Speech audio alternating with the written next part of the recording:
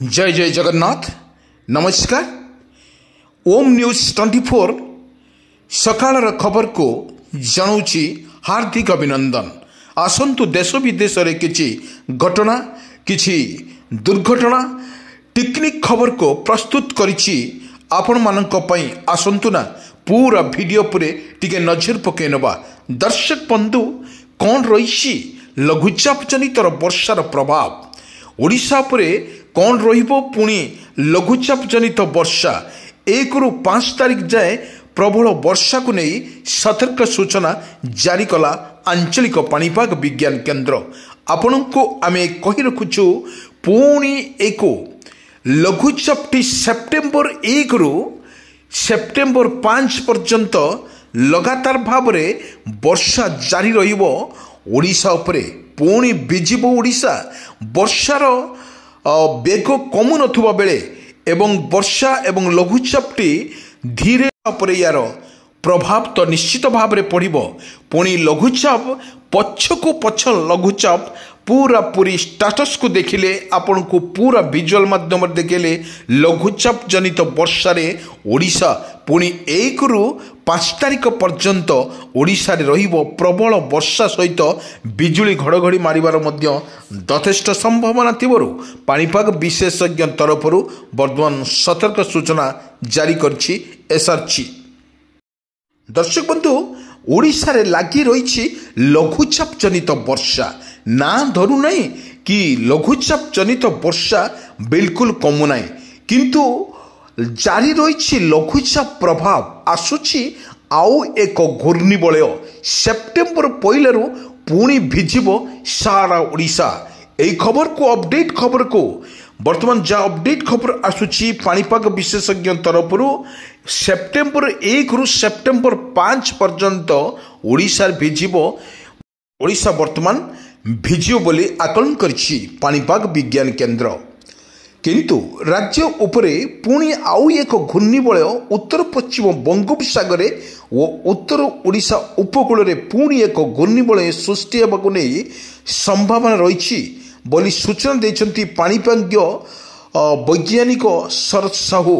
जाफल September 1 ରୁ राज्य रे पुणी एक जारी रहिबो लघुचाप जनित वर्षा पुणी राज्य रे भिजिबो। वर्तमान जहाँ अपडेट खबर सामना को आसुची सेपटे लघुचाप प्रभाव रे आउ 3 दिन राज्य रे प्रबल वर्षा को चेतनाबनी रहिबाकु बेले लघुचाप जनित परिमाण रही किपरि भाव रे एक संतुलित लघुचाप छत्तीसगढ़ उपरे सक्रिय रही। गुरुवार रे सारा राज्य रे हल्का रु मध्यम धरणर वर्षा ओडिशा पर जारी रही हेबाकु थिबा बेले शुक्रवार कमिबो वर्षार परिमाण।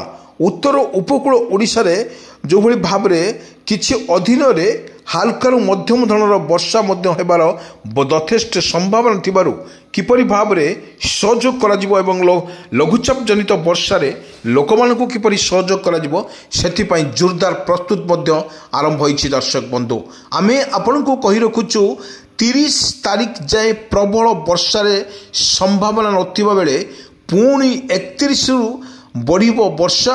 31 तारीख रे मयूरभंज केन्दुझर रे प्रबल वर्षा पई येलो वार्निंग जारी करिछि आंचलिक पाणीपाग विज्ञान केन्द्र।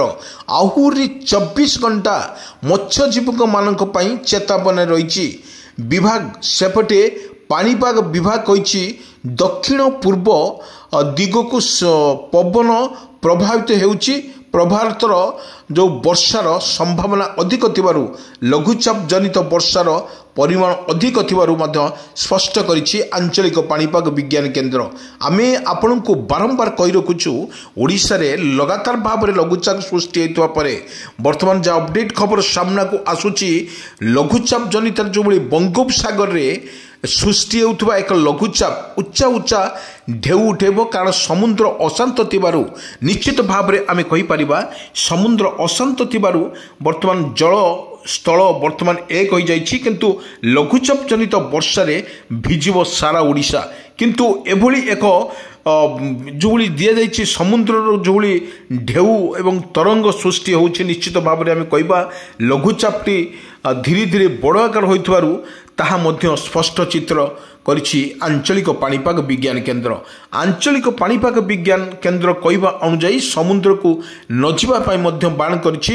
ତତ୍ସଙ୍ଗେ ସମୁଦ୍ରକୁ ନଯିବା ପାଇଁ ମଧ୍ୟ ବାରଣ କରିଛି। କିନ୍ତୁ ଅବଶେଷ ଦେଖିବାକୁ ଗଲେ ସମୁଦ୍ରରେ ଲହଡ଼ି ମାରୁଛି ଏବଂ ଉଚ୍ଚା ଉଚ୍ଚା ଢେଉ ଉପରକୁ ଉଠୁଛି, କାରଣ ଏଠି ଲଘୁଚାପ ଜନିତ ବର୍ଷାରେ ପ୍ରବଳ ଭିଜିବ ସାରା ଓଡ଼ିଶା। କିନ୍ତୁ ଆମେ ଗୋଟେ କଥା କହି ରଖୁଛୁ, ଯେଉଁଭଳି ଭାବରେ ଓଡ଼ିଶାରେ ଲଗାତାର ଭାବରେ ଲଘୁଚାପଟି ସୃଷ୍ଟି ହେଉଛି, ସେଇଭଳି ଭାବରେ ଆମେ କିଛି ଦୃଶ୍ୟ ଆମେ ନେଇଯାଉଛୁ ଆପଣମାନଙ୍କୁ। ଦେଖିବେ କିଛି ଦୃଶ୍ୟ ହେଉଛି ଭଦ୍ରକ ଏବଂ ବାଲେଶ୍ୱର, କଟକ, ପୁରୀ, ଗଞ୍ଜାମ, ଗଜପତି, ରାଉରକେଲା, ଢେଙ୍କାନାଳ, ପାରାଦୀପ ଏହି ଅଞ୍ଚଳରେ ଅଧିକରୁ ଅଧିକ ପ୍ରବଳ ବର୍ଷାକୁ ସମ୍ଭାବନା ଅଧିକ ଥିବାରୁ ସତର୍କ ସୂଚନା ଜାରି କରିଛି ଆଞ୍ଚଳିକ ପାଣିପାଗ ବିଜ୍ଞାନ କେନ୍ଦ୍ର। ପ୍ରବଳ ବର୍ଷାକୁ ନେଇ ସତର୍କ କରିଛି ଆଞ୍ଚଳିକ ପାଣିପାଗ ବିଜ୍ଞାନ କେନ୍ଦ୍ର। ଗୋଟିଏ କଥା ହେଉଛି ଲଘୁଚାପ ଜନିତ ବର୍ଷା ପରିମାଣ ଅଗଷ୍ଟ ମାସରେ କମି ନଥିବା ବେଳେ ପୁଣି ଏକ ଲଘୁଚାପରେ ମୁଣ୍ଡ ଟେକୁଛି ଏବଂ ଦାନା ବାନ୍ଧୁଛି କି ଆଉ ଏକ ଲଘୁଚାପ। ଏହି ଲଘୁଚାପଟି 1 ତାରିଖରୁ 3 ତାରିଖ ପର୍ଯ୍ୟନ୍ତ ଲଗାତାର ଭାବରେ ବର୍ଷା ଜାରି ରହିବ। ତୁହାକୁ ତୁହା ବର୍ଷା ସହିତ ବିଜୁଳି ଘଡ଼ଘଡ଼ି ଅଧିକ ରହିବ ବୋଲି ଆକଳନ କରୁଛି ପାଣିପାଗ ବିଜ୍ଞାନ କେନ୍ଦ୍ର। ଆମେ ଆପଣମାନଙ୍କୁ କହି ରଖୁଛୁ ଲଘୁଚାପ ଜନିତ ବର୍ଷାରେ କିଛି ବି ହେଇପାରେ ଏବଂ ମତ୍ସ୍ୟଜୀବୀମାନଙ୍କ ପାଇଁ ସତର୍କ ସୂଚନା ଜାରି କରିଛି ଆଞ୍ଚଳିକ ପାଣିପାଗ ବିଜ୍ଞାନ କେନ୍ଦ୍ର। ବଙ୍ଗୋପସାଗରରେ ଲଘୁଚାପ ଜନିତ ବର୍ଷାରେ ଓଡ଼ିଶା ବର୍ତ୍ତମାନ ବେହାଲ ପରିସ୍ଥିତି। ଏହି ବେହାଲ ପରିସ୍ଥିତିରେ ଆମେ ଯଦି ଗୋଟେ କଥା କହିବା, ମତ୍ସ୍ୟଜୀବୀ ଏବଂ କୃଷକ ଭାଇମାନଙ୍କ ପାଇଁ ବର୍ତ୍ତମାନ ସରକାରଙ୍କ ତରଫରୁ ମଧ୍ୟ ଘୋଷଣା କରାଯାଇଛି, ଆପଣଙ୍କର ଯଦି କିଛି କ୍ଷତିଗ୍ରସ୍ତ ହୁଅନ୍ତି ତାହେଲେ ସରକାର ଆପଣଙ୍କୁ ଜଣାଇଦେବେ। ରୂପରେ 2 ରୁ 5 ତାରିଖ ପର୍ଯ୍ୟନ୍ତ ବା 1 ରୁ 5 ତାରିଖ ପର୍ଯ୍ୟନ୍ତ ଓଡ଼ିଶାରେ ଲାଗି ରହିବ ତୁହାକୁ ତୁହା ବର୍ଷା ସହିତ ବିଜୁଳି ଘଡ଼ଘଡ଼ି। ଆମେ ଆପଣଙ୍କୁ ଆଉ ଥରେ ମନେ ରଖିଛୁ 1 ରୁ 5 ତାରିଖ 1 ସେପ୍ଟେମ୍ବର 5 ତାରିଖ ପର୍ଯ୍ୟନ୍ତ ଓଡ଼ିଶାରେ ପ୍ରବଳ ବର୍ଷାକୁ ନେଇ ସତର୍କନାମା ଜାରି କରିଛି ଆଞ୍ଚଳିକ ପାଣିପାଗ ବିଜ୍ଞାନ କେନ୍ଦ୍ର। ଆମେ ଗୋଟେ କଥା ଆପଣମାନଙ୍କୁ କହି ରଖୁଛୁ, ଯେଉଁ ଜିଲ୍ଲାଗୁଡ଼ିକ ରହିଲା 30ଟି ଜିଲ୍ଲାରେ ମଧ୍ୟ 30ଟି ଜିଲ୍ଲାରେ ଲଘୁଚାପର ବର୍ଷାରେ ପ୍ରଭାବରେ ଅନେକ ଗାଁ କ୍ଷତିଗ୍ରସ୍ତ ହୋଇଛି ଏବଂ କେଉଁଠି ବନ୍ୟା ପାଣି ପ୍ରବାହିତ ହେଉଛି। ଏହି ପ୍ରବାହିତ ଫଳରେ କିପରି ଭାବରେ ଲୋକମାନଙ୍କୁ ରେସ୍କ୍ୟୁ କରାଯିବ ଏବଂ ଗୋଟିଏ ସ୍ଥାନକୁ ଅନ୍ୟ ସ୍ଥାନକୁ ରେସ୍କ୍ୟୁ କରାଯିବ, ସରକାର ସବୁବେଳେ ପାଇଁ ପ୍ରସ୍ତୁତ ଅଛନ୍ତି ବୋଲି ଲଘୁଚାପ ଜନିତ ବର୍ଷାରେ ଭିଜିବ ସାରା ଓଡ଼ିଶା। କିନ୍ତୁ ଏଠି ପରିପ୍ରେକ୍ଷୀରେ ଆମେ କହି ରଖୁଛୁ ଆପଣମାନଙ୍କୁ କିପରି ଭାବରେ ଓଡ଼ିଶାରେ ରହିବ ୟାର ଷ୍ଟାଟସ୍, ସରକାରଙ୍କର କେତେ ପ୍ରୋତ୍ସାହନ ରାଶି ରହିବ କୃଷକ ଭାଇମାନଙ୍କ ପ୍ରତି। କାରଣ କୃଷକ ଭାଇମାନେ ମୁଣ୍ଡ ଝାଳେ ତୁଣ୍ଡର ମାରି ଏହି ଖରା ଏବଂ ବର୍ଷାର ସେମାନେ ନିଜ କ୍ଷେତକୁ ବର୍ତ୍ତମାନ ସଜାଡ଼ୁଥିବାର ଦୃଶ୍ୟ ଆମେ ଦେଖିଥିଲୁ ଏବଂ ଲଗାତାର ଭାବରେ ଯେଉଁଭଳି ଲଘୁଚାପ ଜନିତ ବର୍ଷାରେ ପ୍ରଭାବରେ ଓଡ଼ିଶାର ବର୍ତ୍ତମାନ ବେହାଲ ପରିସ୍ଥିତି। ଗୋଟିଏ କଥା କହିବାକୁ ଗଲେ ଲଘୁଚାପ ଜନିତ ବର୍ଷାରେ ପ୍ରବଳ ବର୍ଷାକୁ ନେଇ ବର୍ତ୍ତମାନ ଏସ୍ଆର୍ସି ପକ୍ଷରୁ ମଧ୍ୟ ସୂଚନା କରାଯାଇଛି। କିନ୍ତୁ ବଡ଼ କଥା ହେଉଛି ଲଘୁଚାପ ଜନିତ ବର୍ଷାରେ ବର୍ତ୍ତମାନ ଅତଡ଼ା ମଧ୍ୟ କିଛି ଜାଗାରେ ଦେଖିଥିଲୁ ଆମେ ଅତଡ଼ା ଖସୁଛି। ଲଘୁଚାପ ଜନିତ ବର୍ଷାରେ ଯେଉଁ ଅନ୍ୟ ରାଜ୍ୟ କଥା କହିବା, ଏ ରାଜ୍ୟରେ ପ୍ରବଳ ବର୍ଷା ମଧ୍ୟ ଜାରି ରହୁଥିବାର ମଧ୍ୟ ଦୃଶ୍ୟ ଆମେ ଦେଖିଥିଲୁ। ଏଭଳି ପାଖରେ ପରିସ୍ଥିତି ଦେଖାଯାଉଛି ଯେ ଓଡ଼ିଶାରେ ଯେଉଁଭଳି ଲଘୁଚାପ ଜନିତ ବର୍ଷା କଥା କୁହନ୍ତୁ, ପବନର ବେଗ କଥା କୁହନ୍ତୁ, ଝିପିଝିପି ବର୍ଷା ସହିତ ପବନର ବେଗ ମଧ୍ୟ ଅଧିକ ରହିବ। ସେଥିପାଇଁ କିଛି ବ୍ୟସ୍ତ ହେବାର ନାହିଁ, କାରଣ 1 ରୁ 5 ତାରିଖ ପର୍ଯ୍ୟନ୍ତ ଯେଉଁ ଲଘୁଚାପଟି ସୃଷ୍ଟି ହେଉଛି ତାହା ନିଶ୍ଚିତ ଭାବରେ ଆମେ କହିପାରିବା ଲଘୁଚାପ ଜନିତ ବର୍ଷାରେ ପ୍ରବଳ ଭିଜୁଛି ସାରା ଓଡ଼ିଶା। କିନ୍ତୁ ଆମେ ଗୋଟେ କଥା କହି ରହୁଛୁ, ମତ୍ସ୍ୟଜୀବୀ ଆଉ କୃଷକ ଭାଇମାନେ କିପରି ଭାବରେ ଏମାନଙ୍କ ପାଖରେ ସରକାର ପହଞ୍ଚିବେ ସେଥିପ୍ରତି ଦୃଷ୍ଟି ଆକର୍ଷଣ ରହିବାର ନିହାତି ଆବଶ୍ୟକ ଅଛି ବୋଲି ସିଧାସଳଖ ମଧ୍ୟ କହିଛନ୍ତି। ଏବଂ ଏଠି ବଡ଼ କଥା ହେଉଛି ଲଘୁଚାପ ଜନିତ ବର୍ଷାରେ ଏହା ପ୍ରଭାବରେ ଓଡ଼ିଶାରେ ରାଜ କରିବ ଲଘୁଚାପ ଜନିତ ବର୍ଷା।